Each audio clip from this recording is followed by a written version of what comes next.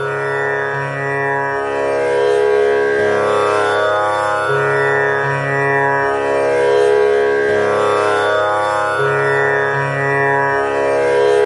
राधे मित्रों, आज हम भगवान श्री कृष्ण की रास लीला पर चर्चा करेंगे। देखिए, रास लीला शब्द आते ही हमारे भीतर, रास शब्द आते ही हमारे भीतर एक छवि बन जाती है कि नृत्य हो रहा है, गोपी है और भगवान श्री कृष्ण है, नृत्य कर रहे हैं, पुरुष है, स्त्री है, नृत्य हो रहा है, ये हमारे भीतर चलने लग जाता है। जबकि ये सही है, हम पुरुष स्त्री का संबंध यहाँ सोच रहे हैं, सही है, लेकिन कई लोग पुरुष और स्त्री संबंध को पकड़ करके रास की पूरी लीला को समझ ही नहीं पाते हैं और वो शारीरिक संबंध से भगवान के जोड़ देते हैं कि भगवान वो जिन्होंने गोपियों के साथ में पुरुष और स्त्री के संबंध की तरह जो आम लोग करते हैं वो शारीरिक संबंध भगवान ने किया और भगवान पर उंगली उठाने लग जाते हैं, भगवान की लीला को समझ नहीं पाते हैं और फंस जाते हैं और भगवान पर ही द्रोह विद्रोह करने लग जाते हैं। भगवान पर भी तर्क कुतर्क, वैसे तो तर्क शब्द यहाँ पे नहीं कहना चाहिए, वो तो कुतर्क ही हुआ, क्योंकि तर्क तो ठीक होता है,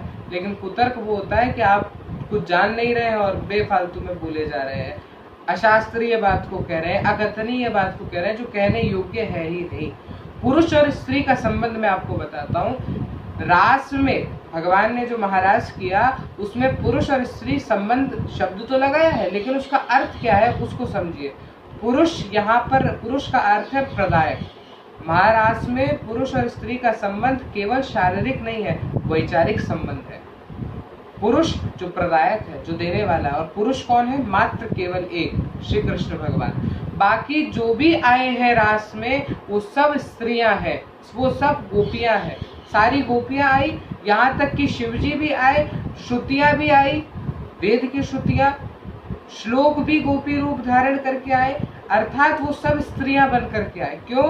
क्योंकि वो सब ग्रहणशीला बन रहे थे, उनको भगवान से ज्ञान प्राप्त करना था, उनको भगवान से आनंद ग्रहण करना था, इसलिए वो सब गए और वो सबको स्त्री संबोधित किया गया वहां पर, क्योंकि वो सब ग्रहण करने के लिए गए थे। चाहे वो शिव जी गए हो, चाहे वो ब्रह्मा जी गए हो, लेकिन वो ग्रहण करने के लिए वहां गए थे। इसलिए वहाँ पुरुष और स्त्री का संबंध वैचारिक संबंध ही समझना चाहिए, शारीरिक संबंध नहीं समझना चाहिए। ये मूर्खता है। हमारी बुद्धि का हम परिचय दे रहे हैं कि हमारी बुद्धि कितनी न्यून हो चुकी है, कितनी न्यून हो चुकी है कि हम इतना गंदा सोच लेते हैं और फंस जाते हैं भगवान की लीला पर। और भगवान की लीला को समझना आम बात नहीं है।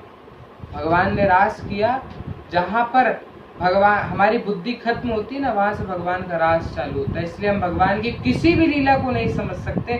भगवान कब चले, कैसे चले, उन्होंने क्या लीला रची, हम कुछ भी नहीं समझ सकते। भगवान की क्या लीला है वो वही जानते हैं, लेकिन शब्दों को समझकर उनका अर्थ देखिए, क्योंकि एक शब्द के अनेक अर्थ होते हैं, उसको पहचानिए। अब हम चर्चा करेंगे कि रास में जाने का अधिकारी कौन है।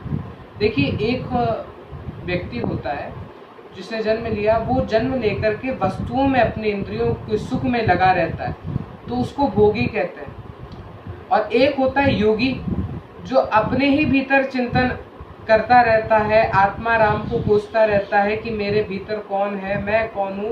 वो होता है योगी, जो साधना में लगा रहता है, खुद को जानने की साधना। और जो खुद को जान लेता है उसके बाद में कि मैं कौन हूँ, अब मेरे अलावा जो भी कोई सत्य है वो केवल परमात्मा है, और भोगी को त्याग कर योगी बनकर जो विदेह हो जाता है, अर्थात भगवान की खोज में निकल जाता है, भगवान को जान लेता है, वही रास में जाने का अधिकारी बन पाता है। रास में हम भी जा सकते हैं, लेकिन पहले हमें विदेह बनना पड़ेगा। हमें खुद का चिंतन, योगी बनकर हमें परमात्मा को जानना पड़ेगा कि परमात्मा कौन है और उनके अलावा कोई सत्य नहीं है, वही सत्य है, सच्चिदानंद रूपाय, उनके अलावा कोई सत्य नहीं है। जय जय श्री राधे। इस वीडियो को लाइक और शेयर जरूर करें। आप हमारे चैनल को सब्सक्राइब भी कर सकते हैं।